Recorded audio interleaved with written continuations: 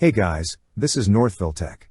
In this video, we're going to learn how to remove a payment method from AT&T.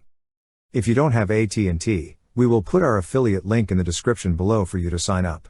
We will also put links in the descriptions below for various phone and wireless offers. To start, open the website att.com. Then click on Sign In.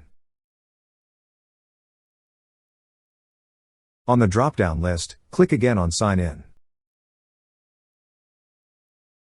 To sign in, enter first your user ID. Next, enter your password. Then click on Sign In. Once you're signed in, you will see several tabs at the upper part of the page. Click on Settings. On this tab, you will see a section for payments. Under it is an option for stored payment methods.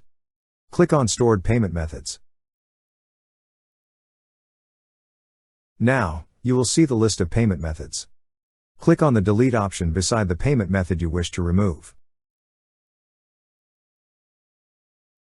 Then a pop-up window will appear asking if you want to delete this stored payment method. To proceed, click on OK.